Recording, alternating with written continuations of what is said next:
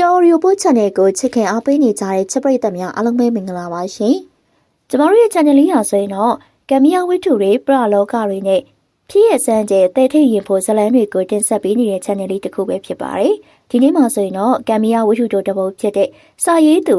မောင်ညိုမိုင်းတန်လျင်ရေးသားထားတဲ့ကြောင်လက်သေးဆိုတဲ့ဇလန်းလေးရဲ့အစဆုံးကိုတင်ဆက်ပေးသွားမှာပဲဖြစ်ပါတယ်။ဇလန်းလေးမစတင်ခင်မှာကျမတို့ရဲ့ channel လေးကိုlike and subscribe လေးလုပ်ပြီးတော့ဇလန်းတစ်တွေတင်တိုင်းသိနိုင်ဖို့ဘေးနာ notification လေးကိုနှိပ်သွားပေးပါဦးနော်။ကျေးဇူးတင်ပါတယ်။ဒါဆိုရင်တော့ဇလန်းလေးကိုအခုပဲစတင်ပါမယ်။တနေ့မှာစာရေးဆရာတိုင်ရင်စိန်နဲ့ပယောကကိုဆရာဦးမင်းကြည်လိုင်ကိုတွေ့ကျင်လို့လိုက်ရှာရထီးပြင်းနဲ့နှမငယ်တူကကိုမင်းကြည်လိုင်ဘူဖီယာကျောင်းတိုက်မှာရှိတယ်လို့လမ်းညွှန်နေဗျ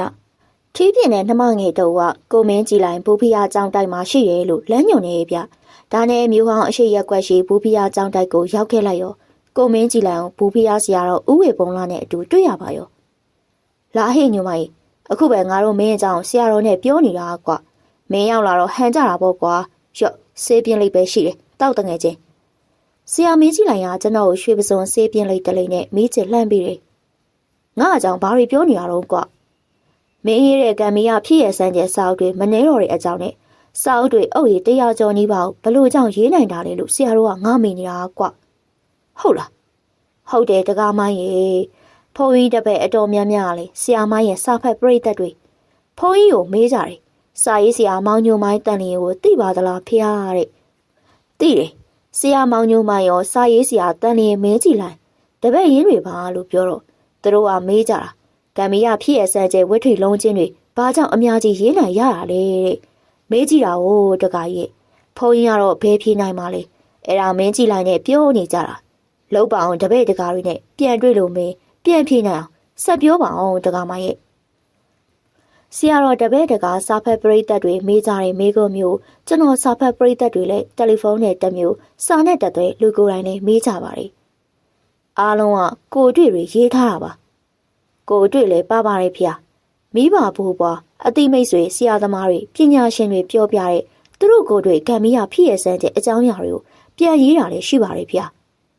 သူတို့ပြောတဲ့ဇယင်းအတိုင်းပဲလားမဟုတ်ပါဘူးဖေသူတို့ပြောပြတဲ့ကိုရိဇလန်ကိုတပည့်တော်ကစာရေးတဲ့အတတ်ပညာနဲ့ဖြည့်ဆွတ်မုံးမှန်ရေးတာပါဖေ။အော်ဒီလိုလားတပည့်တော်ကိုယ်တိုင်လည်းအဖေဆရာကြီးဦးတင်မရွှေရင်ကျော်တို့ဘာတိုက်ပုံဦးရကျော်တို့နဲ့ခရီးအတူသွားစေကူလိုက်ပါသွားရင်လည်း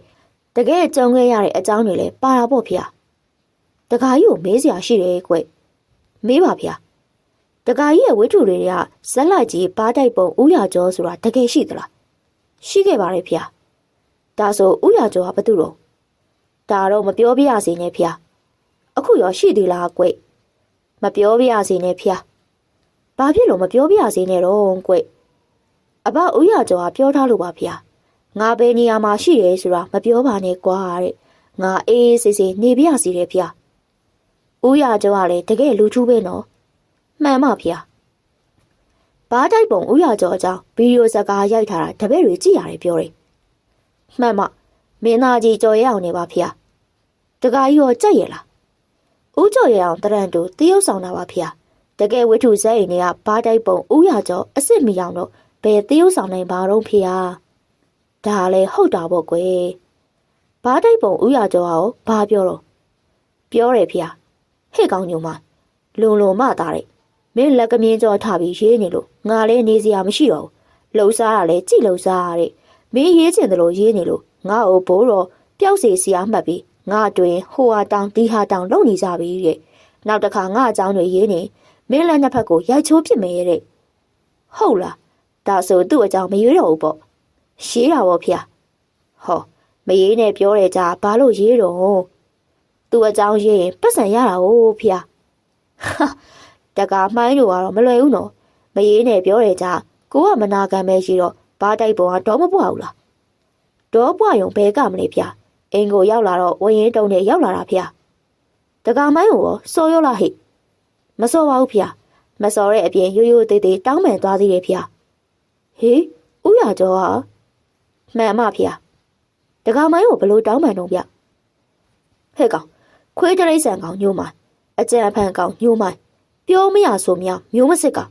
မရေးနဲ့ပြောလဲရေးတယ်မေးရေးခြင်းလဲကြည် တခုတော့ကြိုးပြောထားမယ်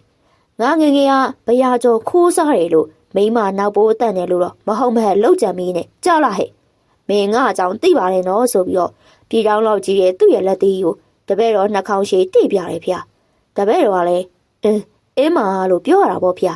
ေသူလည်းဒီတစ်ချက်စာမင်းပါဇက်ထဲရှိနေတဲ့သွား32ချောင်းဟိုးအရှိပေါင်းလောင်းမြစ်ထဲကိုလွင့်သွားမှာဖေ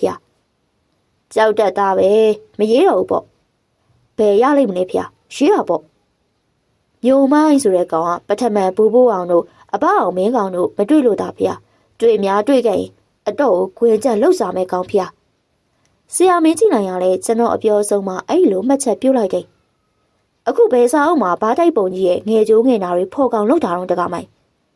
နောက်ထွက်မဲ့လုံးချင်းမှာရေးထားတယ်ဖေဝတ္ထုစာအုပ်အမည်ကနှစ်ဘဝဆန်ဥရာကျော်နဲ့တောကြီးမွေဟာဝတ္ထုမှာပါပါတယ်ဖေကျုပ်တကာတွေတော့ပြောပြအောင်ပါပဲဟေးအဲ့ဒီနောက်ဆရာတော်ဦးဝေပုံလာနဲ့ဆရာမင်းကြည်နိုင်တော့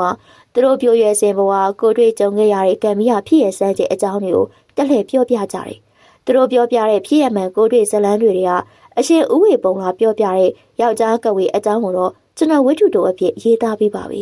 အခုရေးသားဖော်ပြမှာတော့စာရေးဆရာဦးမင်းကြည်နိုင်ပြောပြတဲ့ကံမီးရဖြစ်ရစမ်းတဲ့ဖြစ်ရအကြောင်းပါပဲခင်ဗျာယောက်ျားကဝေဆိုတဲ့ဝတ္ထုတို့ထဲမှာဆရာမင်းကြည်လိုက်အကြောင်းအနှဲငယ်မိတ်ဆက်ရေးခဲ့ပါတယ်။ဆရာမင်းကြည်လိုက်နဲ့ကျွန်တော်ကအလွန်ချစ်ခင်ကြတဲ့တငယ်ချင်းတွေပါ။ပြောမနာဆိုမနာတွေပေါ့။သူကစာရေးတယ်။အဲ့ဒီတာပြဆက်မင်းသားဇက်စာရေးဆရာဒရိုက်တာပြီးတော့တိုင်းရင်စေးဆရာပယောဂါလေးကုတယ်ဆရာလက်ရှိမှာတော့စာရေးနဲ့စိတ်ကုတယ်။ရှေဥပဂုတ်တယဟန္တာအရှင်သူမြတ်ကြီးအကြောင်းစာအုပ်ကိုစုံစုံစိတ်စိတ်လေးလေးလာလာရေးသားခဲ့တော့အမခံလေးလီပါပဲဗျာ။ရှေဥပဂုတ်တယဟန္တာပရိတော်ကြီးတကယ်ရှိမရှိကျွန်တော်မငင်းလို့ပါ။ဆရာမင်းကြည်လိုက်ရေးတဲ့အထုပ်ပတ်တီစာအုပ်ကိုဖတ်ရင်တော့ရှင်းသွားပါလိမ့်မယ်။အမျိုးမျိုးအနေနဲ့မှလည်းပွင့်လင်းရသေးရောက်ရင်ရှင်ဥပဂုတ်တအရှင်သူမြတ်ကြီးကိုဖောင်မျောပွဲပူဇော်ပွဲတွေကုသိုလ်ယူပြုလုပ်တာတွေအများအသိပါပဲ။ဖះเจ้าကံတွေမှလည်းကိုရောအရှင်မြတ်ကြီးရဲ့ရုပ်ထုကိုကြေးပြသက်ရွှေပြသက်တွေနဲ့တန်းစာစင်နေရာပေးထားတာလေမျက်မြင်ပါပဲ။ဆရာမင်းကြည်လိုက်ရနှစ်စဉ်ရှင်ဥပဂုတ်တဖောင်မျောပွဲကိုဦးစီးခဲ့တာအကျိန်မနှဲပါဘူး။ဒီအထုပ်ပတ်တီကိုရုပ်ရှင်ဇာတ်ကားကြီးရိုက်မယ်ဆိုပြီးနိုင်ငံကျော်ရုပ်ရှင်မင်းသမီးကြီးအကယ်ဒမီတော်ဝဝဝင်းရှိကဝယ်ယူထားပါတယ်။အခုဆရာမင်းကြည်လိုက်ပြောပြတဲ့ဖြစ်ရမှန်ဇလန်းကလေးအံ့ဩစရာပါပဲ။ဒီလိုကွာညိုမိုင်းရမူလာငါစာရေးဆရာမောင်ရင်ကျော်ရဲ့တစ္ဆန်းစာဆောင်မှာအဲ့ဒီတာကွာအဲ့ဒီတာမဖြစ်ခင်မှာအစိုးရဌာနတစ်ခုမှာလကစားဝန်ထမ်းလုပ်ခဲ့သေးတယ်။စာရေးဆရာဖြစ်ချင်လို့ဝန်ထမ်းအလုပ်ကထွက်ပြီးတော့စာရေးတာရေးရင်းနဲ့မောင်ရင်ကျော်တို့စာဆောင်တိုက်မှာအဲ့ဒီတာဖြစ်သွားတာ။အခုကိုရင်ကျော်တက်ရှိထင်ရှားရှိသေးတယ်။မယုံရင်မေးကြည့်ငါမာနဲ့ကိုကဇက်ဘိုးရှိတယ်ကွဇက်ဘိုးကြောင့်ငါနောက်ဆုံးစာပေလောကကိုကြော့ခတ်ပြီးတော့ဇက်ထဲလိုက်ခဲ့လိုက်တယ်စာရေးဆရာနဲ့မဲ့အခန်းကလည်းရှိငါကလည်းဇက်ကကုံကုံညွန့်ညွန့်တွေလက်တန်းရွတ်နိုင်တော့အငိမ့်နဲ့ဇက်မှာစာရေးဆရာပြဆက်မင်းသားဒရိုက်တာတန်လျင်မင်းကြီးလိုင်းဆိုပြီးတော့နာမည်ရလာတယ်မိုးအငိမ့်စောင်းအငိမ့်ခင်မချိုအငိမ့်ဒေးတန်ရှင်ခင်မိုးသူအငိမ့်စမ်းညွန့်စီအငိမ့်ဂျိုးဖြူဟာသားရှိဆောင်ပရိသာဆက်ပြည်လက်ယုံဆက်စားတဲ့အငိမ့်ဆက်တွေနဲ့ငါလိုက်ကားခဲ့တာမြမပြီအနှံ့ပဲကွာအန်ဩစီကတော့ကောင်းတာငါတို့ဆက်တရားသည့်ကုံလို့နောက်ဆက်အတွက်အပေးယူအခေါ်စာချုပ်တွေချုပ်နေခြင်းကွာပြည်လက်ယုံဆက်နဲ့စာချုပ်ချုပ်မလို့လုပ်နေတော့ဇက်သမားတွေယုံကြည်အားကိုးတဲ့ပုဂ္ဂိုလ်ဘိုးတော်တူဇက်ပိုင်ရှင်အိမ်ကိုရောက်လာတယ်ဇက်ပိုင်ရှင်ကဘိုးတော်ကိုပြောတယ်ကွာအဖကိုမင်းကြည့်လိုက်နဲ့နောက်တရားသေးစာချုပ်ချုပ်မလို့ကြည့်ပေးပါဦးဇက်ပိုင်ရှင်ကဒီလိုပြောရောဘိုးတော်လိုယောဂီဝေပုဂ္ဂိုလ်လိုကငါးမျက်နှာတစ်ချက်စိုက်ကြည့်ပြီဇက်ကရင်းကနေသူ့ထွက်သွားလိမ့်မယ်ဟင်ဒီကောင်ရှေ့လျှောက်ပြဆက်မင်းသားမဖြစ်တော့ဘူးတင်းကဆေးစီယာလှုပ်ရှားမှာဘိုးတော်ယောဂီဝေရဲ့ပြောစကားကြောင့်ငါလဲကြောတဲ့စိတ်ကနေဖြစ်သွားခဲ့တာကွသူပါပဲပြောဇက်ပိုင်ရှင်ကလေငါ့ကိုအားကိုတော့တရားဒီပွဲကဖို့စာချုပ်ချုပ်ခဲ့လိုက်တယ်အဲ့ဒီဇက်ကလည်းပွဲခွင်တွေစိတ်နေတာပဲဖြစ်ချင်တော့ငါနဲ့တဟဇာတာမဖြစ်တဲ့ကိစ္စတွေဇက်ထဲမှာဖြစ်လာပြီးငါလေးစပေါ်ပြက်အန်းလို့ဇက်ထဲကထွက်ခဲ့လိုက်ရောပြန်စင်းစားရင်ယောဂီဘိုးတော်ပြောတဲ့စကားကွက်တီသွားဖြစ်နေတာငါတန်လျင်ကိုပြန်ခဲ့တယ်အဲ့နောက်ငါဖေတိုင်းရင်စေးစရာကြီးမန္တလေးဦးလာနိုင်ရှိရာကြောက်တန်းပန်းတော့ကိုသွားခဲ့ပြီးတော့အဖေစေးကူရလိုက်ရင်နဲ့အဖေကငါ့ကိုတိုင်းရင်စေးပညာနက်ခတ်ပေရင်ပညာပယောကစစ်ဆေးတဲ့ပညာပယောကကုနီးပညာအင်းနဲ့ပတ်သက်တဲ့ပညာတွေသင်ပေးရောကွငါလည်းစိတ်ဝင်စားပြီးတော့လေ့လာသင်ယူခဲ့လိုက်တာအဖေပညာတွေငါရရောဟေးအဖေနဲ့တွဲပြီးလက်တွေစေကူတာပညာတွေနဲ့အတွေ့အကြုံရင့်တန်လာပြီးငါစေးစရာဖြစ်လာခဲ့တယ်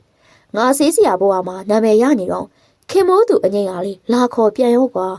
ပန်ထရာတင်မြင့်အဖွဲ့ကလည်းငါ့ကိုလာခေါ်ပြန်ရောမင်းသားလူငယ်ကြီးနိုင်ကလည်းစဉ်းစားလုပ်ဖို့အကြံပေးတယ်လူရှင်တော်ပြဆက်မင်းသားအာကာတို့မင်းသမီးဘဲလေးစိန်တို့ဟာငါညီတပည့်နှမလေးတို့ပြောရင်ရတယ်သူတို့တန်လျာစမ်းညွတ်စီအငိမ့်နဲ့ပွဲလာကိုင်းနဲ့ငါ့အိမ်မှာတဲကြတာများတယ်သူတို့ကလည်းအကိုပွဲပြန်ကပါတဲ့ငါမကတော့ပါဘူးကွာလက်ရှိဆေးစရာဖြစ်နေငါနာမည်ရနေပြီစေးကူတာလည်းဝင်ငွေရနေပြီဒီအချိန်မှာငါရှင်ဥပကုတ်တရဟန်းတော်အရှင်မြတ်ရဲ့ပင်လယ်ထဲမျောနေတဲ့ဖောင်ကိုစိတ်ရွာရဲရက်တဲ့မြို့ထဲမှာနှစ်စဉ်ပွဲခံပူစော်တယ်အဲ့ဒီမှာငါရှင်ဥပကုတ်တအင်းစမကြီးကိုရခဲ့တာပဲဟေ့ဒီအင်းစမဆွမ်းပုံတော့ဟောဒီဦးစင်ဝေပုံလောက်သာမေးကြည့်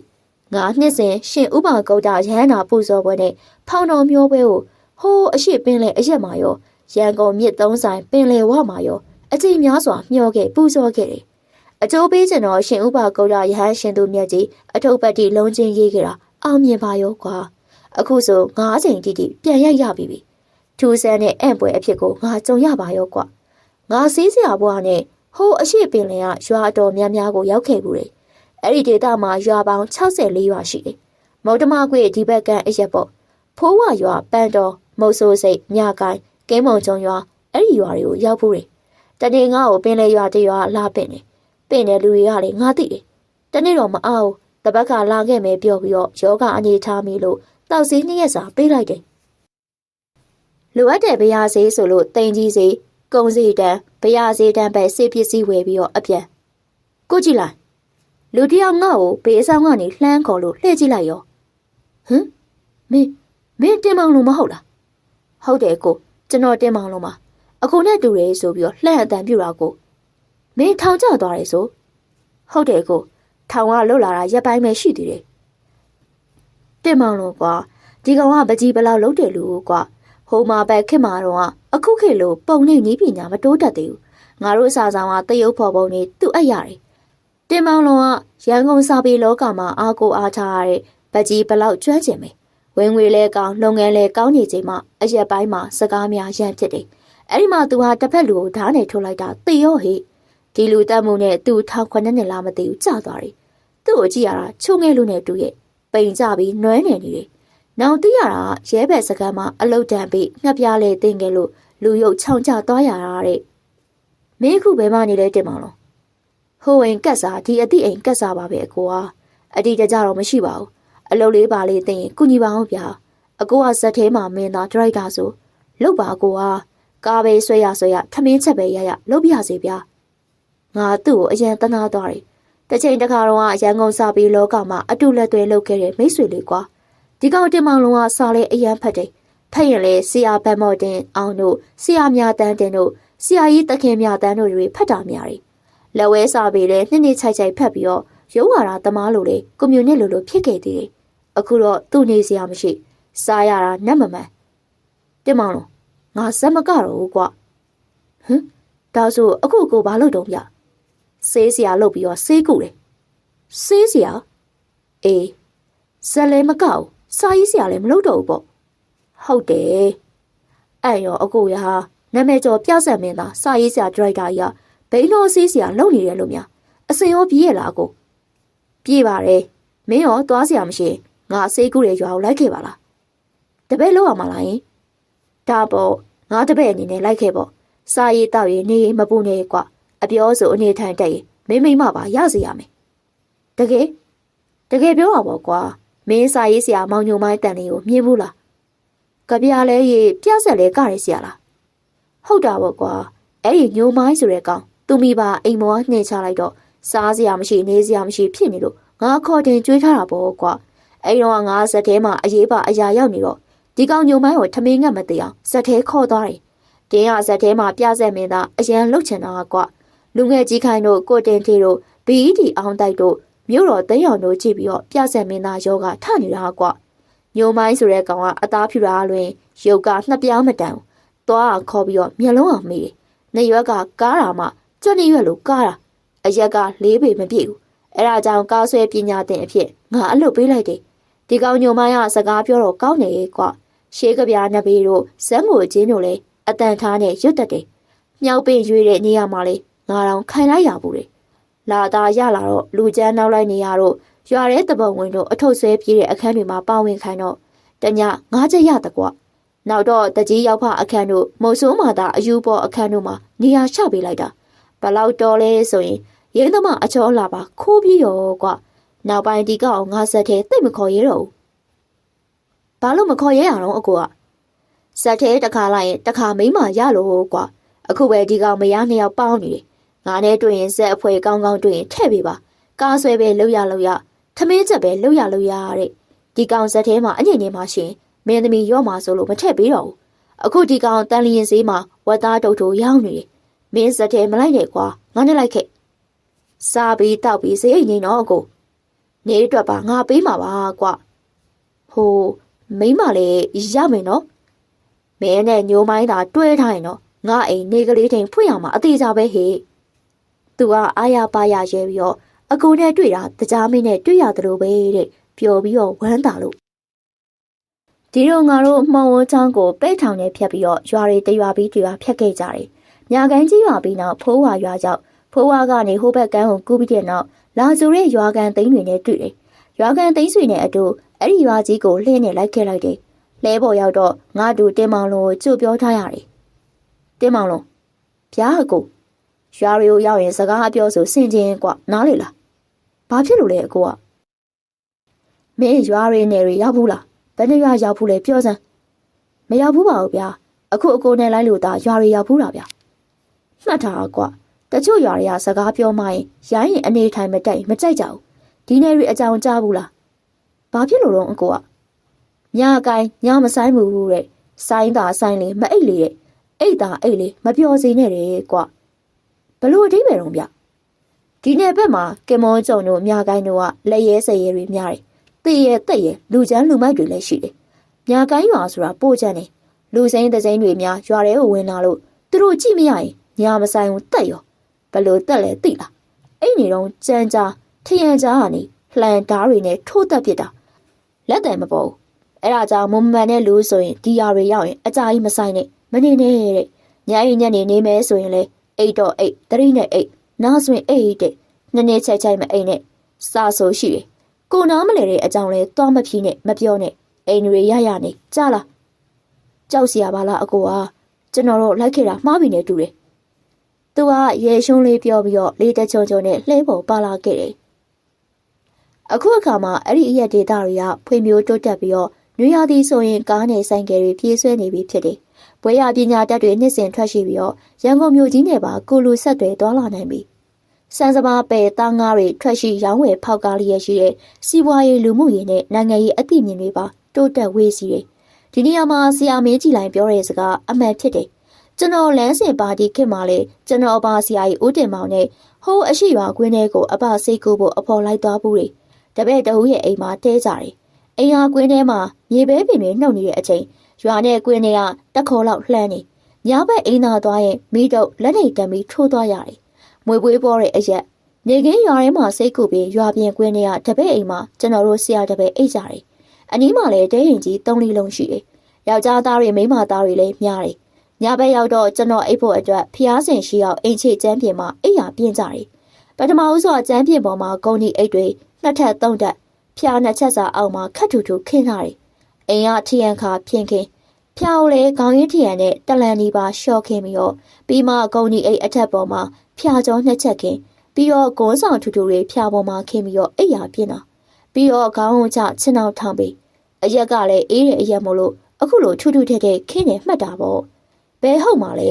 မျိုးရောက်လို့အပားဆရာကြီးမေးကြည့်ရောချမ်းလို့အေးလို့ဂုံဒီအိတ်ထူထူထပ်ပိုးခင်းမိတာမဟုတ်ဘူးတဲ့ဒီရွာဝင်းကျင်မှာလူမိုက်လူရွတ်တွေရှိတဲ့ဗျမိမပြိုရှိတဲ့အိမ်ကိုသစိမ်းလူပြိုလူကြီးလာတယ်ညအိမ်တချို့လူချမ်းတွေကမကြိုက်ကြဘူးတဲ့သူတို့မကြိုက်တဲ့လူဖြစ်နေညဘက်အိမ်မောကြချိန်မှာအိမ်အောက်ထဲဝင်ပြီးတော့ဓားရှင်နဲ့ကြမ်းကြကနေထိုးပြရတယ်ဗျတည်ရင်လဲတည်မတည်ရင်လဲတန်ရာရရောတဲ့အဲ့လိုမှမဟုတ်ရင်တော့အိမ်ကောင်းရဲ့ထင်ရကြားကနေလှန်ရှင်နဲ့အိတ်နေတဲ့လူစိမ်းဧည့်သည်ရဲ့ဥကောင်းကိုစောင့်ထိုးတာတဲ့ဗျကြောက်စရာကောင်းလိုက်တာသူတို့အရက်မှာတော့ဒီကိစ္စတွေကလက်ရင်နေပြီတဲ့အင်းရှင်အလိုက်သိရင်တော့နေရထိုင်ရတတ်တာတဲ့ရွာခံတွေကတော့သူတို့ရွာတွေမှာဒီလိုလူစိမ်းဧည့်သည်ညအိတ်လာတာကြည့်မရလို့ လှန်တဲ့ဓာတ်နဲ့လူမမြင်အောင်ထိုးတဲ့လူချမ်းလူရဲတွေကိုတိတာပေါ့ရိပ်မိတာပေါ့ဒါကြောင့်မျိုးကသစိမ်းဧည့်သည်ဒီအိမ်မှာညအိမ်ညနေတင်းမယ်တိထားရင်လက်စားရှိတဲ့လူမိုက်ရွာသားတွေကိုအရက်ဖိုးပေးဟင်းစားဟင်းပေးလက်ဆောင်လေးပေးပြီးတော့ကြိုပြောပြထားရတယ်တဲ့အဲ့လိုလုပ်ပြီးရင်သူတို့ဘက်ကညာဘက်မကြန့်စီတော့ဘူးဒါပေမဲ့လူစိမ်းတွေရောက်နေမှသိရင်တော့မိဖွဲ့အကဲခတ်တယ်လို့ဧည့်သည်ရှိတဲ့အိမ်ကိုလာကြရောတဲ့သူတို့လာရောအကဲခတ်လို့ဧည့်သည်ကအိမ်တွေရနေကိစ္စမရှိဘူးအိမ်တွေမရဘူးအကောင်လို့ရောင်းလို့လုံနေတာမြင်တော့အိမ်ရှင်ကိုခေါ်ပြီးတော့ဧည့်သည်ကိုမိုးလေးရင်ပြန်ခိုင်းလို့ပြောရောတဲ့အိမ်ရှင်ကသူတို့ပြောတဲ့အတိုင်းမလုပ်ရင်ညအိမ်ရင်ဖြစ်ရောကြမ်းကြားထရန်ကြားကနေလှန်ဓာတ်နေထိုးတာအဲ့လိုကျွန်တော်သိခဲ့ရတယ်အခုတော့ခစ်တွေလည်းပြောင်းအမှုကျင့်တွေလည်းပြောင်းပြီးတော့စာတက်ရင်ကျေးလာကြတော့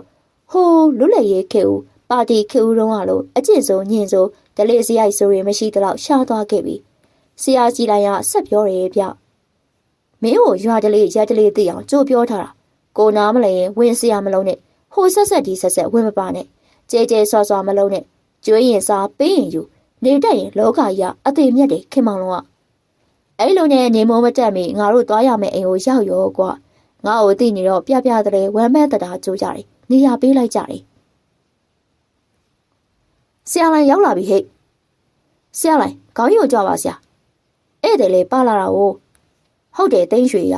ငါလူပါကွာဘဟုတုတလေးရအောင်ခေါ်လာတာဟဲ့မိခလေးတွေစားစရာချပါဟဲ့လာပြီဖေးလာပါပြီအိမ်ရှင်သိန်းရွှေရဲ့သမီးတွေကလည်းရွာသူကွင်းသူအချော့လာလေးတွေပြင်တက်ဆင်တက်တော့ရိုးရိုးနဲ့ကြည့်ကောင်းတော့ငါကောင်တင်မောင်လုံးပြုံးနေတာပဲလူမမာတော်ဖျားပေါ်မှာရင်ဘတ်ဆောင်တင်ပြီးတော့မှိန်နေတယ်ဒါလူမမာလားကွာသိန်းရွှေရဟုတ်ပါတယ်ဆရာကျွန်တော်နှမပါဆရာဖြစ်တာဘလောက်ကြာပြီတော့တလနီပါတော့ရှိပြီဆရာလမ်းလေတိတ်မရှာဘူးအစာလေဟုတ်ဒီပတ်ဒီမစားဘူးဆရာခေါ်မပြဘူးလားပြပါတယ်ဆရာသုံးရှိပြီယောဂတိတ်မထူးကြဘူးဆရာလိုက်ဒါနဲ့ငါလူမမအမျိုးသမီးရဲ့လက်ကိုသွေးဆန်းနေ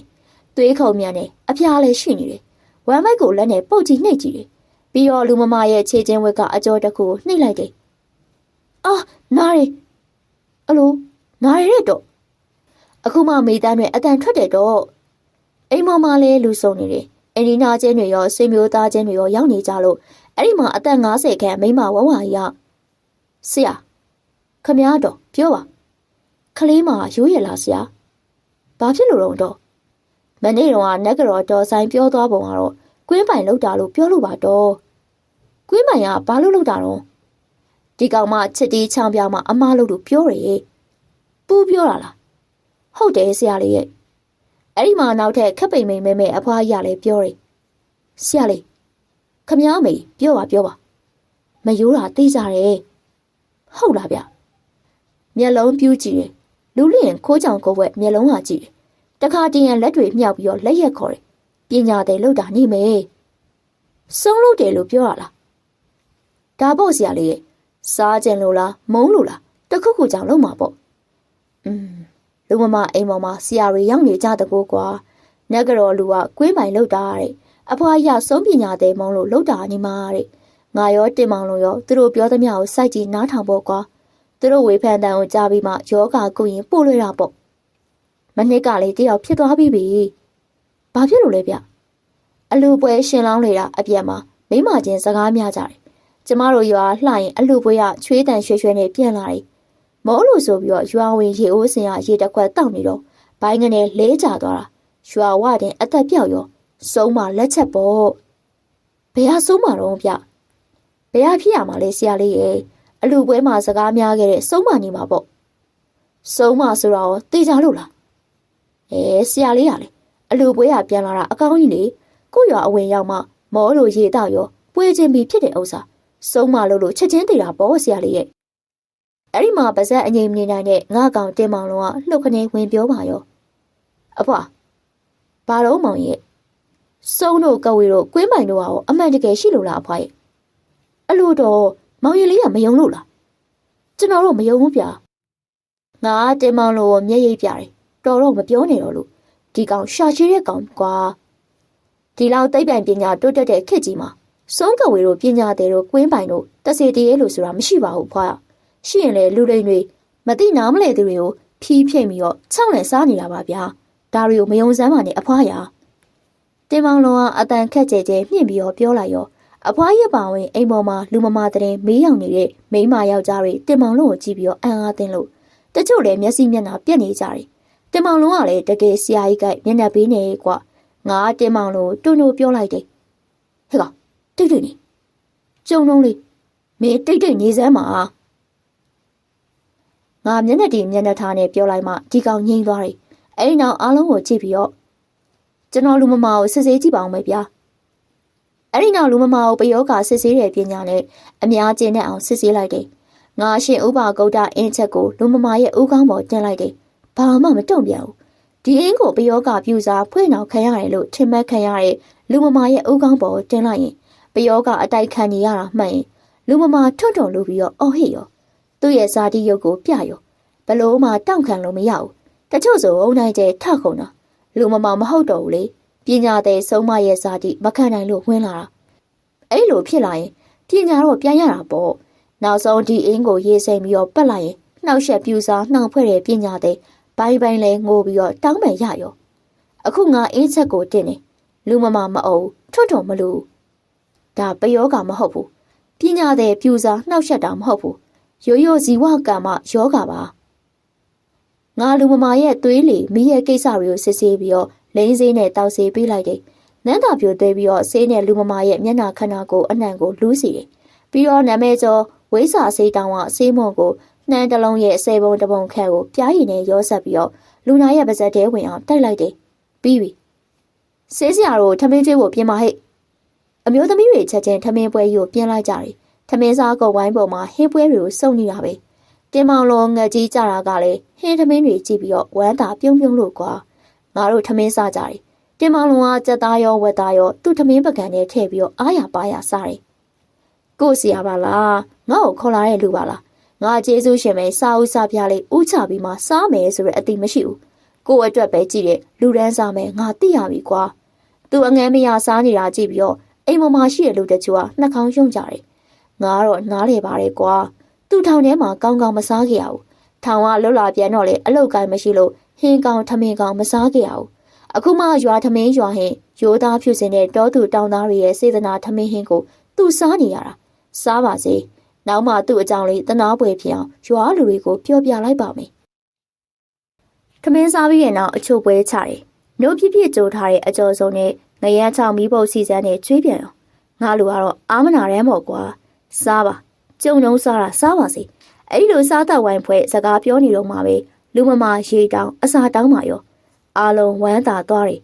လေကလည်းတပူပူလဲလိုက်တာနဲ့အိမ်သာတက်ချင်နေတဲ့လိုက်ပို့ကြတယ်အိမ်သာထဲမှာလေပြိုကျပြီးတော့အီးတပူပူပေါက်ပြီးတော့ဖောင်းနေတဲ့ဝမ်းပိုက်ပိန်ချက်ပြီးတော့အစာတောင်းပါရောဟေ့စံပြုတ်ပြုတ်ထားလားဟေ့ရှိပါတယ်ဆရာစံပြုတ်တိုက်3ရက်စံပြုတ်တောက်ပြီးသွားရင်ထမင်းစားလို့ရပြီအားလုံးဝမ်းသာသွားကြတယ်လူမမာစံပြုတ်3ပကံကုံအောင်စားတယ်လူမမာနေကောင်းမှလက်တွေမြင်ကြပြီးမှတက်ကြီးတွေကိုအဖွားကြီးတွေအတီးတီးပြန်သွားကြတယ်ငါတို့ဆရာလေးတော်သားပဲတဲ့အိမ်ပေါ်မှာလူလေး9ယောက်ပဲကြမ်းရစ်ခဲ့တယ်အဲ့ဒီမှာအသက်30နီးပါးခန့်အမျိုးသမီးတအုပ်ကရွက်ကျန်းရည်ကျိုးအလှလေးကွဆရာလေးဘာတော့နမပြောလေဆရာလေးနဲ့ပါတဲ့ဧည့်သည်နဲ့စကားပြောချင်လို့ပါရှင့်ဟေးငါတပည့်နဲ့ပြောချင်လို့ဟုတ်ကဲ့ပါဆရာလေးအိမ်ပေါ်မှာရှိတဲ့လူတွေကမိန်းကလေးကိုဝိုင်းကြည့်ကြလို့သူတို့ရွာတွေကမိန်းကလေးလေးနာမည်ကမတ်စင်လေးတဲ့သူ့အမေကမတ်စင်ကြီးတဲ့စင်လေးရှင်းဥရွှေလေးဘာလို့မလို့တော့ဧည့်သည်နဲ့စကားပြောချင်လို့ပါဦးလေးကြည့်လို့နော်စင်လေးအမဦးလေးရဲ့အိမ်ရှိမောင်ရွှေတို့ပြောပုံရရင်တော့ဒီစင်လေးဆိုတဲ့မိန်းကလေးအကြောင်းသိနေပုံပဲတင်မောင်လုံးပြားကိုလိုက်ဟိုမိန်းကလေးကမင်းနဲ့စကားပြောချင်လို့တဲ့ပြောလိုက်အောင်ဟုတ်လားငနေသားဝမ်းသာနေရောမဆင်လေးရလဲရွက်ကျန်းရည်ကျိုးညူညူတုတ်တုတ်တင်းတင်းရင်ရင်လေးဆရာလိုက်အေးလေကွာညူညူတုတ်တုတ်ဆိုရင်ရပြီပေါ့ဗျာဘာလို့တင်းတင်းရင်ရင်တို့ဘာလို့ချက်ပြောနေရတော့ဒါလားမောင်မိုင်းရငါလူဒီစကားတွေကမင်းကြိုက်တဲ့ဓာတ်စာမှန်သေးလို့မှန်းရတာပါကွာကြိတ်လားကွာဒီဓာတ်စာဆရာလိုင်းပြဆက်မင်းသားဘဝတော့စက်ထဲမှာမိဝဲတဲ့ဓာတ်စာမဟုတ်လားထွေမောင်မိုင်းရငါလူတူတူပြောပါကွာဒါငါနှုတ်စင်တော့မှာပါမင်းဖော်ကောင်မလုံးနဲ့ငမိုင်းကျွန်တော်ဒီအကြောင်းယနေ့တိုင်းဘသူ့မှဖွင့်မပြောပါအခုအသက်ရွယ်ရလာတဲ့အတိုင်း နှုတ်ပိတ်ရင်ကုန်နေပါတယ်ဗျာစိတ်ချပါဆရာလိုက်ကျွန်တော်ခမရဲ့အငယ်ကျိုးငယ်တာပိုကျိုးပိုးနာအကြောင်းတွေလုံးဝမရေးပါဘူးဗျထောင်ထွက်တင်မောင်လိုသဘောကျပြီးပြုံးလို့မောင်ကြီးရဲ့နာမည်ကိုတင်မောင်လိုနော်ဟုတ်ပါတယ်ဗျာဘာဖြစ်လို့ပါလဲကျမတို့ရွာရောက်တာပြောရလားရှင့်ပြောပါတယ်ဗျာအရင်ပြောပါတယ်ရှင့်ကိုမေးစရာရှိတယ်မေးလေမေးပါဘာမေးမလို့လဲညီမစောစောတော့အရှင်အဟိုရွာသတင်းလာမေးတဲ့အဖွားကြီးအမေကြီးကိုပြောလိုက်တယ်လေစုံကဝေးကွင်းပိုင်တက်စီတည်းကျွန်တော်မယုံလို့ဟုတ်တယ်နော်ပြောမိပါတယ်ဘာဖြစ်လို့လဲညီမရှင်တကယ်မယုံလားမယုံမောင်းကြီးဘာကြောင့်စုံတက်စီကဝေးဖုတ်ပိတ်တာရှိတော့မယုံတာလေလက်တွေမမြင်ဘူးလို့ပါကျွန်တော်ဒီနေ့အထိတက်စီတည်းမမြင်ဘူးစုံကဝေးပညာတဲ့မမြင်ဘူးသူတို့ပြူစားတာလည်းမကြုံဘူးအဲ့ဒါကြောင့်မယုံတာပါနှမပြီးတော့သိပ္ပံခစ်ပါလောက်ပေါ်လူရောက်တဲ့ခစ်ပါလုံးဝမဖြစ်နိုင်လို့မယုံတာပါလက်တွေပြရင်ရောရှုံမလားဗျာဟဲ့စင်လေတော်ပါတော့ဟဲ့နေစမ်းကြပါရှင်ဒီလူသိစေခြင်းလို့ပါဝိုင်းထားတဲ့လူတွေကိုစင်လေးရလှည့်ပြောလိုက်ကကျုပ်ကိုယုံအောင်ပြရင်စဉ်းစားမယ်ဗျာငါလူတော့နှုတ်ကြောင်သိမယ်နဲ့တူးရဲ့ကွာငါလည်းစဉ်းစားတာပေါ့ပညာတတ်တချို့ငါမြင်ဘူးကြုံမှုပါတယ်ဒီကောင်ကဓာတ်ပညာလေးတက်တော့ပြောလေးမယုံအခုတော့ရင်ဆိုင်တွေ့ကြပြီကဲဒါဆိုရှင်ကိုကျမလက်တွေပြအောင်ပါပေါ့ရှော့ဟောဒီဆောင်ရွက်ပေါ်မှာရှင်ကြိုက်တဲ့နာမည်ကိုရေးကျမဟိုရှိအိမ်မှာရှိနေပြီးတော့အမတ်စင်အတိုင်းအော်ပြောမယ်ရှင်ရေးတဲ့နာမည်10မျိုးဆောင်ရွက်ကိုကျမအိမ်ရှိရနေအော်ပြောနေတော့မှာဒီမှာရှိတဲ့လူကြီးတို့ပြထားတော်ကြရှင်ကကျမအော်ပြောတာမဟုတ်ဘူးညင်းမှာဆိုလို့ဘယ်နဲ့လဲကျမပြောတာမှားသွားရင်ရှင်ကျမကိုဟောဒီအိမ်ပေါ်မှာပဲကြိုက်တယ်လို့ပြောဆိုစိတ်တော့ရိုက်ချင်လဲရိုက်သွားနာမည်ပြောပြတဲ့ကိစ္စပြီးဒုတိယတစ်မျိုးရှင်းမှာကျမကြိုးတုပ်ပြီးတော့ထိုင်မယ်ကျမကိုရှင်တုံးတဲ့3ချိန်ထိအောင်ရိုက်ရှင်ကရောင်းတော့ကြိုက်တာနောက်ဆုံးတက်တီကတရိုးရဲကနေကဲရှင်လုံနိုင်လားကျမလုတ်ပြမယ်တင်မောင်လွန်ကငါ့ကိုလှည့်ကြည့်တယ်ငါလဲရွာကန်ကိုယ်တိုင်လုတ်ပြမယ်ပြောနေတော့ကြည့်ကျင်တာပေါ့ကောင်းရင်ပြလိုက်တယ်ကွာလုတ်လေကျုပ်ရေးတဲ့နာမည်10မျိုးလုံးတော့ညီမအဲ့လိုမပြောနိုင်ပါဘူးအပြောအကြွားမကြီးပါနဲ့ဒီလိုလူမျိုးကိုစောင့်နေတာကြာပြီပေါ့ရှင်ကဲကြိုက်တဲ့စာရွက်ပေါ်ရေးကျမအိမ်ရှိအိမ်ချမ်းမှာရက်နေမယ်ပြီးရင်တစ်ကနေစပြီးတော့အော်မယ်ကိစ္စပြဿနာသိမ့်မရှိဘူးဒါပေမဲ့တော်ရုံလူတော့တက်အပ်မပြောနိုင်ဘူးဒိဗ္ဗစကုအမြင်ရမှပြောနိုင်ပါလေကွာငါပြောနိုင်ပါမလားမေငါတက်အပ်အဝေးကနေမပြောနိုင်ဘူးဒီလိုပြောတာမျိုးရန်ကုန်မျိုးကမျက်လှည့်ဝိုင်းမှာငါမြင်ဘူးတယ်ဒါပေမဲ့မျက်လှည့်ဝိုင်းကမျက်လှည့်စရာသူ့လိုရင်တလန်တချို့တွေနဲ့တိုင်ပင်ပြီးတော့အထာနဲ့အတန်အချက်ပြပြောပြတာအကြောင်းမသိရင်တော့ဒီမျက်လှည့်စရာအချက်ပြောနိုင်တယ်လို့ပြောကြတာပေါ့အမှန်ကတော့လိမ့်နာအခုစင်လေးဆိုတဲ့မိတ်ကလေးရန်ကုန်မျက်လှည့်စရာတွေကိုလိမ့်ပြီးတော့ပညာပြမလို့လားငါတွေးတာပေါ့တင်မောင်လုံးကလေဒါမျိုးဖော်ခြင်းတဲ့ကောင်လေးစာရွက်ဖြူပေါ်မှာဖောင်တိန်နဲ့နာမည်10မျိုးရေးပြီးတော့ငါရဲ့အင်းရှင်ရဲ့ကိုရွှေရဲ့လူရဲ့တအုပ်လူကြီးတအုပ်ရှိမှခင်းပြထားတယ်ငါတို့9ယောက်ပဲဒီစာရွက်ပေါ်မှာနာမည်တွေကိုမြင်တာနော်အသင်ဖြစ်ပြီလားဧည့်သည်မဆင်လေးဆိုသူမိမမျက်နှာချင်းဆိုင်ရှိအိမ်ရှိရနေလှမ်းအောင်မိတယ်အသင်မဲ့ဟိဒါဆိုကြိုက်တဲ့အမှတ်စဉ်ပြောအမှတ်စဉ်တဲ့အမိပြောစမ်းမောင်ချစ်ဟုတ်ရဲ့လား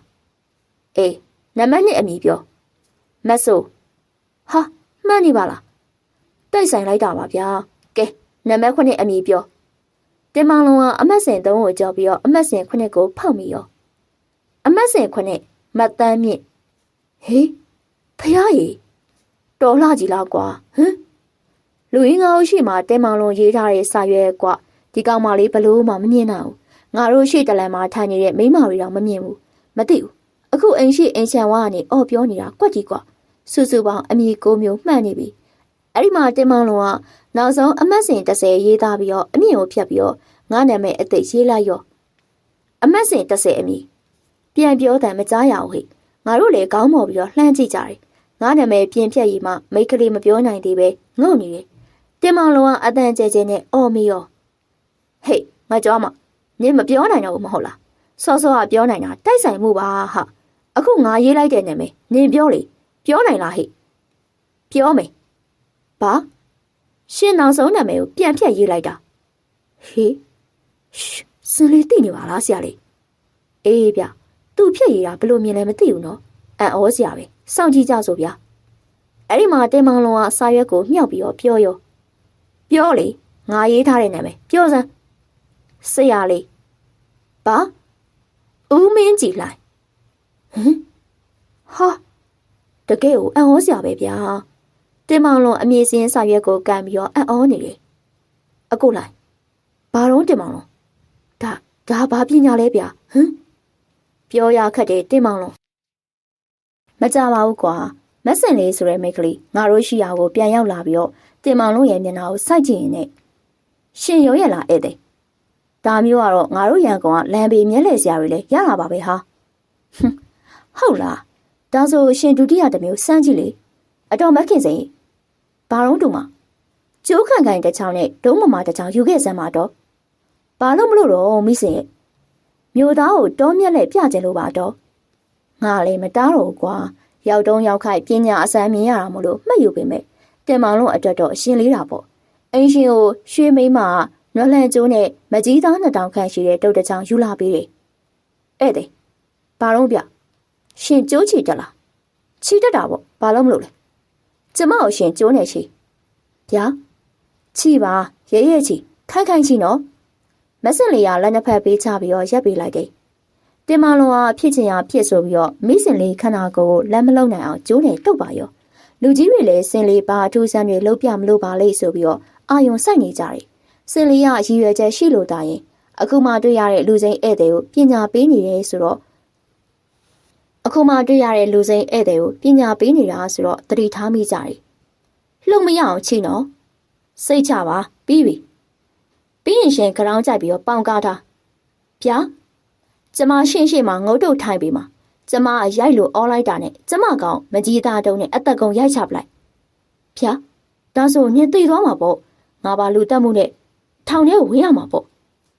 ဒါတော့ဟုတ်တယ်ကွာကျိုးတုတ်ထားတဲ့သူကိုတင်မောင်လုံးလိုလူတန်လူတွားမကြီးသားတုံးနဲ့အသက်ကုန်ရိုက်ရင်လည်းတစ်ချက်တည်းနဲ့ခေါင်းစစ်စစ်ညက်ညက်ကျေပြီးတော့သိသွားမှာပေါ့ငါတို့ကတားကြတယ်တူမအဲ့လိုမလောင်းနဲ့အငြင်းများတယ်ခလေးမလူတက်မှုဖြစ်နေမယ်မလုံးနဲ့ကျမခေါင်းကိုကြည့်အောင်သူ့ရိုက်လို့ရမှာလားဦးလေးတို့ရဲ့ဆရာလေးတို့ရဲ့ထိသွားနိုင်တာပေါ့လုံးဝမထိပါဘူးရှင်ဒီမှာဧည့်သည်ပြောရှင်ကျမကောင်ထိအောင်ရိုက်နိုင်ပါမလားဒါမျိုးစိန်ခေါ်ရင်ဒီရွာမှာအလောင်းတွေထက်သွားမှာပေါ့ညီမလေးက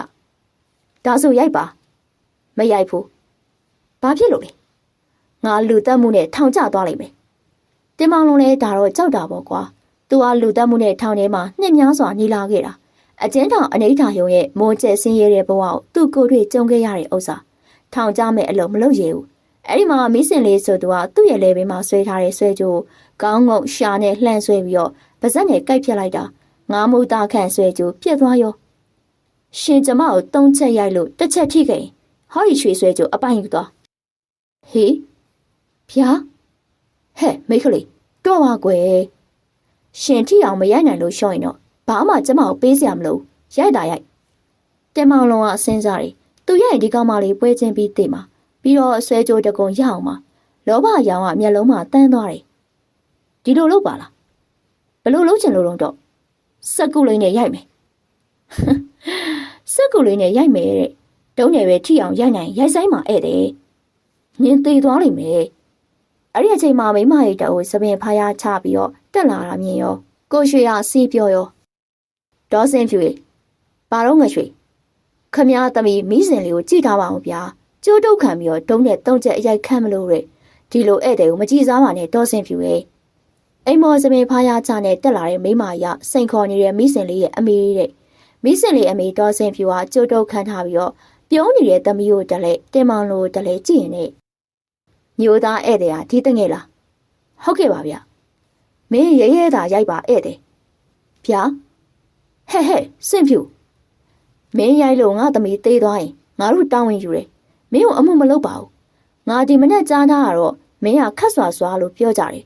ထီအောင်ရိုက်နိုင်ရင်ရိုက်ငါလက်စော့တကွင်းထပ်ပြီးတော့ချင်းမြင့်မယ်ဒီလောက်အာမခံရဲနေမှာတော့တင်မောင်လုံးလည်းတက်တီကြောင်နဲ့အပြောမခံခြင်းတော့ဘူးငကိုမိုက်တွေပေါ်လာပြီးတော့ထောင်ကျခြင်းလဲကြတော့ကွာလို့ပြောပြီးတော့ရိုက်မယ်ဗျာဒါမှမျိုးသားပေါ်ဟဲ့တင်မောင်လုံးကြောင်ကိုမြောက်အောင်ကြိုက်လိုက်တယ်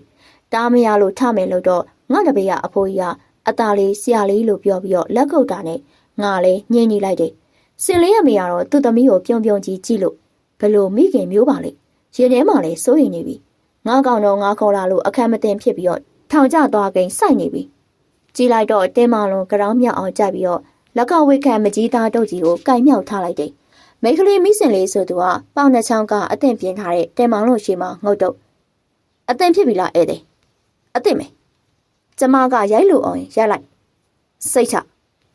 ျအသင့်ပြီရိုက်ရင်တမမကြည့်နေကြတဲ့လူတချို့ထံအံ့ဩတန်တွေတန်ပြန်ထွက်လာတာငါလည်းအလိုလေးအတန်ထွက်ရဲ့ငါကောင်တင်းမောင်လုံးကောင်မလေးဦးကောင်ကိုဒုံးနဲ့ကိုင်းပြီးတော့ရိုက်ချလိုက်တာသိပြီပေါ့အလိုလေးတင်းမောင်လုံးရိုက်ချက်ကကျန်းပြင်ကိုထိသွားပြီးတော့ကောင်မလေးကတင်းမောင်လုံးပေါင်ကြားကနေဒိုင်ပင်နဲ့လွှားကနေဝင်ပြီးတော့ကျွန်းထိုးငုတ်တော့ငါရောတင်းမောင်လုံးရောအံ့အားတွေတင်ငါဘေးကအဖိုးကြီးနဲ့ဒေါ်စင်ဖြူကပြုံးလို့ပြောတော့လေအသေးပဲတဲ့ကျန်းကျိုးအောင်ရိုက်တာတော့ရာဇဝင်တွင်ကြံခဲ့ရမှာပဲဟဲ့နောက်တစ်ချက်ရိုက်ပါအောင်ရှင်မိန်းကလေးမိစင်လေးကငုတ်တုတ်ကြိုးတုတ်လေးရဲ့ပြုံးပြီးတော့ပြောလိုက်တာတင်းမောင်လုံးတုတ်ကိုစုံအောင်မြှောက်လိုက်တယ်ကျန်းတော့ကျိုးသွားပဲဟဲ့တော်လိုက်တဲ့ရိုက်ချက်တော့ကောင်မလေးကိုလုံးဝမထိဘူးတင်းမောင်လုံးကကျုံသွားပြီးတော့ရိုက်အချမိန်းကလေးကသူ့ပေါင်ကြားကနေကျွန်းထိုးဝင်ပြီးတော့တစ်ဖက်မှာကျုံငုတ်တုတ်ငါဒီလိုလင်းမြဲကျွမ်းကျင်ရတဲ့မိန်းကလေးမျိုးမတွေ့ဘူးအပြုံးမပြတ်ငုတ်တုတ်ပဲကွာနောက်ဆုံးတစ်ချက်ပေါ့နော်တင်းမောင်လုံးကိုယ့်ရဲ့ခန္ဓာကိုယ်လေးမှာမျက်နှာမှာရွှေပြန်နေပြီးတော့ရှက်တာပေါ့နှစ်ချက်မိုးကြီးအားကုန်ရိုက်လိုက်တာလုံးဝမထိဒီကောင်မလေးလူလားကြက်တက်လားတတိယနောက်ဆုံးအချက်မှာတော့တင်းမောင်လုံးအနိုင်ရဖို့ကောင်မလေးမတီအောင်ရိုက်ချက်ပြောင်းလိုက်တယ်ကောင်မလေးပြောတာကသူ့ကောင်းကိုစုံကင်ပိုးရိုက်လို့ပြောတာတင်းမောင်လုံးကဂတိကဝတ်ကိုဖျက်လိုက်တယ်စုံကင်မြောက်ကနေကောင်မလေးရဲ့လေပင်ကိုဆက်လွယ်တန်းရိုက်လိုက်တာအားလုံးကောင်မလေးသိပြီလို့တွက်လိုက်တယ်ကောင်မလေးလေပင်ရှိရာကိုဆက်လွယ်အဝင်ဟဲ့လို့အတန်ပေါ်လာပြီးတော့ကောင်မလေးကခေါင်းငုံပြီးမွေးတကောင်လွန်လို့တလို့မြန်နှုံနဲ့လွန်လို့ပြီးတော့တင်မောင်လုံးရဲ့ချင်းတဲ့ကြောင်းကြားကနေပြေးထွက်သွားတယ်တင်မောင်လုံးထက်ရိုက်မလို့လို့ရောကောင်မလေးကကျွန်းပြင်းငုတ်တုတ်ထိုင်ပြီးတော့ရက်တင်မောင်လုံးစက်မရိုက်ပဲကောင်မလေးကိုငေးကြည့်နေတယ်ဒီကောင်မလေးကဘာလဲတိုင်းတက်လို့လှင့်မြန်လာလားရိုင်းမထိရလားဒီကောင်တွေကြည့်ပြီးတော့မျက်နှာပြက်နေတယ်အဲ့ဒီမှာပဲကောင်မလေးရဲ့မိစင်လေးဘလို့ပညာသုံးလိုက်တယ်မသိဘူးမောင်မိုင်းဟာသူ့ရဲ့ခန္ဓာကိုယ်လက်ပါအထက်ထက်ပိုးချီထားတဲ့ကျိုးကအလိုက်တင်ပြေးကြပြီးတော့သူ့ကခြေထောက်အောက်မှာပုံကျသွားရောအံ့ရောငါလိုရငါကြားဘူးတာရှိတယ်ဟိုးအညာရက်မှာခန္ဓာကိုယ်ကြိုက်တယ်လို့ကြိုးချပြီးတော့တကားတော့ခတ်ပိတ်9မိနစ်ပြင်တကားခောက်တန်းကြားရတယ်တဲ့တကားဖွင့်ခြင်းဆွတ်ချောကကျိုးတုတ်ခံထားရတဲ့ကျိုးခွေထမ်းပြီးတော့ရက်နေတာတကားဖွင့်ခြင်းစောစောကကျိုးတုတ်ထားရလို့ကျိုးခွေကိုကန်ပြီးတော့ရက်နေတာမြင်ရရောတဲ့ကာရာမန်တန်အစွမ်းလို့ပြောတာပဲကွာမယုံလို့လောင်းကြီးစားကြီးဆိုင်းရင်တော့လောင်းတဲ့လူရှုံးတဲ့လူရှုံးတဲ့လူကိုနိုင်ကြီးပြန်ပြီးတယ်ဒီမိတ်ကလေးလည်းအဲ့ဒီအညာလူကျွမ်းကောင်းကိုကျိုးနဲ့ကျိုးဖြတ်ကျိုးခလုတ်ကျိုးပြက်စီတဲ့အစွမ်းထက်ကာရာမန်တန်တွေလားမသိဘူးဓာတိလူကြီးတချို့ကတော့ပြုံးနေတယ်ဓမ္မတိငါတို့နဲ့အင်ရှင်မိသားစုကတော့အံ့ဩလို့ပေါ့ကွာအဲ့ဒီမှာမိစင်လေးကတင်မောင်လုံးရှိမှခါထောင်ရက်ပြီးတော့ပြောတယ်ရှင့်ကိုနောက်တတိယမြောက်ပညာလေးတော့ပြလိုက်အောင်တော့ရှင်အံ့ဩသွားအောင်လို့ပါရှင်ဒါမျိုးမြင်ဘူးမှမဟုတ်ဘူးကြည့်တော့မလားလို့လေတီးရမြင်ရတာပေါ့တင်မောင်လုံးကလည်းလူယွမှလူယွဒီကောင်မလေးဘာမှန်းတီးတာမဟုတ်ဘူးသူ့အเจ้าကိုမိစင်ရဲ့အမေတော်စင်ဖြူဟာမေးပြီးလာကြည့်ရတယ်အခုလည်းမိကလေးနဲ့တုံ့ပြန်နေတာနှစ်ခါအဆက်ကွယ်ဒါလည်းသဘောမပေါက်ဘူးဒီကောင်ကိုကြည့်ရတာအရှုံးမပေးခြင်းပုံမျိုးရန်ကုန်သားလေးကွာလူယွလူမိုက်ထောင်ထွက်ရှင့်ကိုဒီပညာလေးပြပြီးရင်တော့တော်ပါပြီကဲရှင်ဟောရီရွာထဲမှာရှိတဲ့အိမ်တွေကကြိတ်တဲ့အရာဓမ္မတချောင်းတွားငါခဲ့တော့ဘာလို့မလို့လဲဓမ္မနဲ့ခုတ်ခိုင်းမလို့လားရှင်လက်နေပြီနဲ့တူတယ်ရှင်ကတောင်းယုံတိုင်ယုံမယုံတဲ့လူလေရှင်အော်စရာလေးနဲ့အိတ်ခံခြင်းလို့ပါရှင်ကိုအငြင်းမပြုတ်ပါဘူးဒီရွာမှာကျုပ်အသိမရှိဘူးဗျအိမ်ထဲမှာရှိတဲ့လူတွေကတယောက်ဧည့်သည်နဲ့အဖော်လိုက်သွားပြီးစမ်းပါသူကြိုက်တဲ့အရာဓမ္မတချောင်းငှားခဲ့ပါစ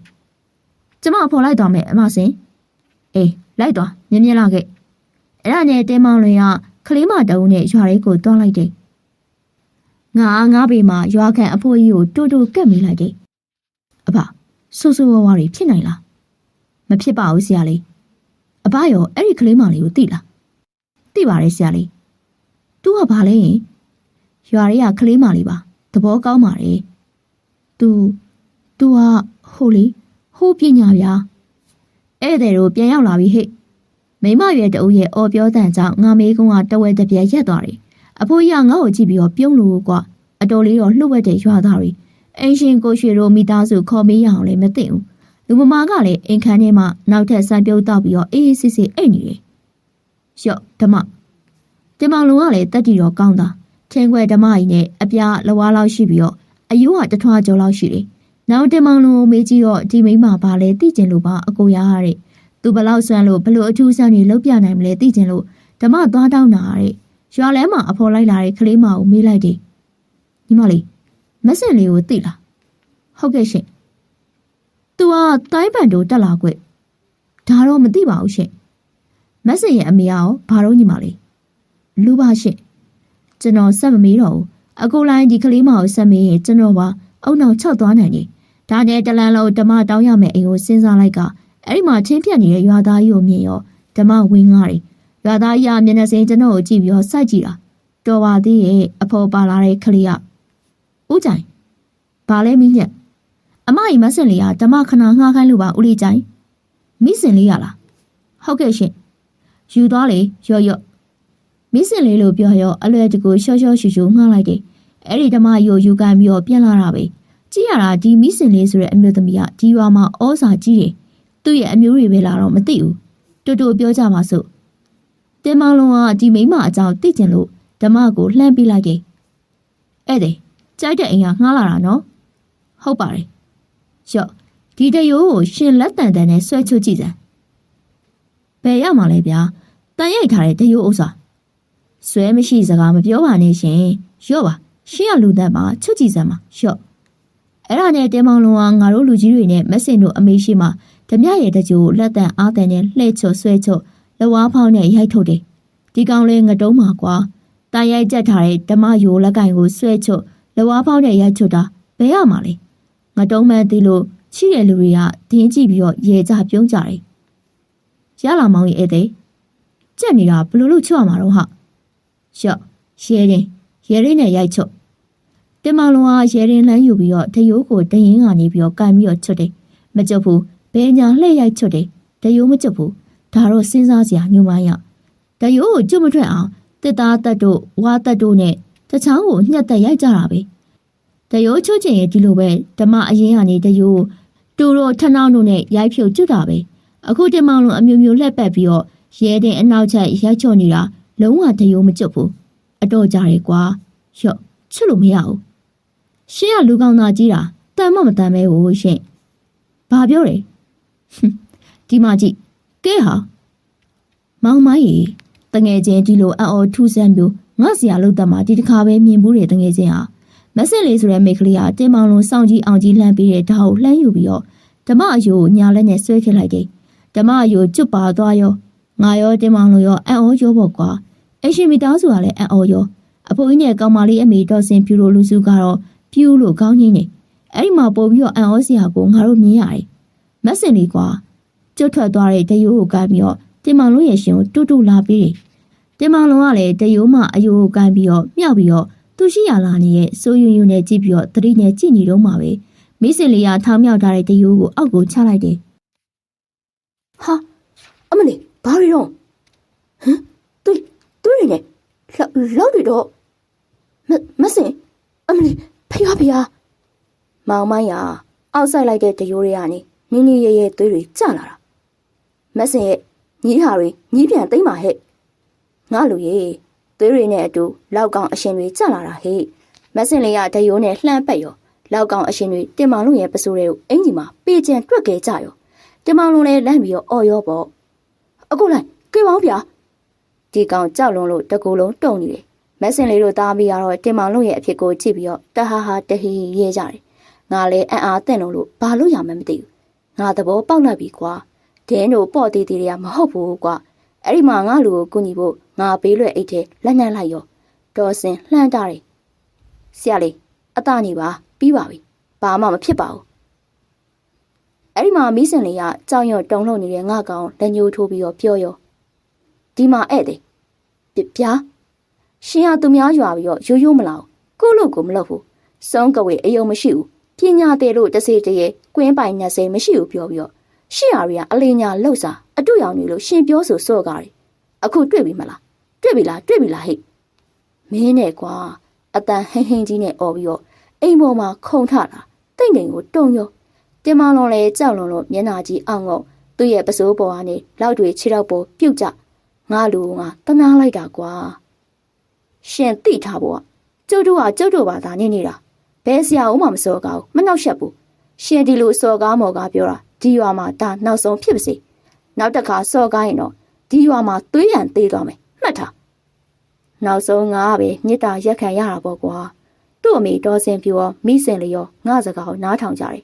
ငါ့ကိုလေဆရာလေးခွင့်လွတ်ပါတဲ့ကျမတို့ပါလေဆရာလေးတည်သွားတာစိတ်မကောင်းပါဘူးဆရာလေးရဲ့တဲ့ကျမတို့ဒီပညာတွေတက်ပါတယ်ဘသူ့ကိုမှလည်းမပြုတ်စားခဲ့ဘူးဟော်ရီကိုရွာသူရွာသားတွေဆိုလုံးဝဒီပညာနဲ့အနောက်ချက်မပေးခဲ့ဘူး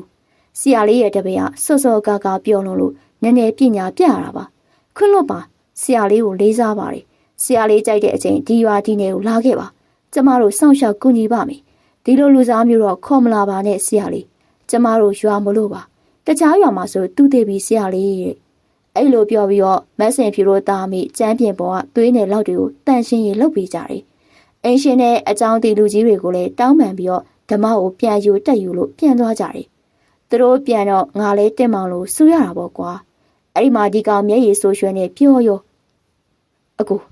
ကျွန်တော်မှားပါတယ်ဗျာမင်းကလှဲနေလာတော့ကသတိပေးထားတာပဲကွာစကားပြောဆင်ခြင်လို့ပြောရတာနဲ့ကံကောင်းလို့ပေါ့ကွာအကူကျွန်တော်အခုပဲပြန်တော့မယ်ဘာမင်းဒီမှာညအိပ်ရမှာငါတို့3ရက်တိတိနေကြရမှာလေကျွန်တော်မနေရဘူးပြက်မယ်ဗျာတင်မလွန်ကမျက်စိမျက်နှာပြက်ကြီးနဲ့အရန်ကြောက်နေတယ်နောက်တာမျိုးမဖြစ်အောင်နေဖို့လို့တားလေတားမရအောင်သူ့ပုံစံကဒီရွာမှာ10မိနစ်တောင်မနေဝန်းနဲ့အနေထားဒါနဲ့လှဲဆင်ခံပြီးတော့ရေစိတ်ကိုပို့ကြုံရပဲ့ထောင်နဲ့ဟိုဘက်ကန်ကိုမြို့ပေါ်ပြန်သွားခဲ့တယ်အဲ့ဒါငါကိုယ်တိုင်ကိုတွေ့ကြုံခဲ့ရတဲ့ပညာတဲ့အကြောင်းပဲကွာတချို့ပညာတွေကကိုယ်လုံးပညာသင်ထားကြတာပြူစားနှောက်ယှက်မပြုလုပ်ကြဘူးသူတို့ကိုအတလွတ်သွားစော်ကားမှသာကြောင်မန်းကံမန်းတီအောင်ပညာပေးတာမောင်မရကြောက်လက်သေးလို့ပေါ့လိုမလက်သေးထုတ်သုံးတာလေကွာဇလန်လေးရောဒီမှာပဲပြပါပြီရှင်နောက်ဆရာပေးခဲ့ကြတဲ့ပရိသတ်တယောက်ချင်းစီတိုင်းကိုအထူးပဲကျေးဇူးတင်ရှိပါတယ်ရှင်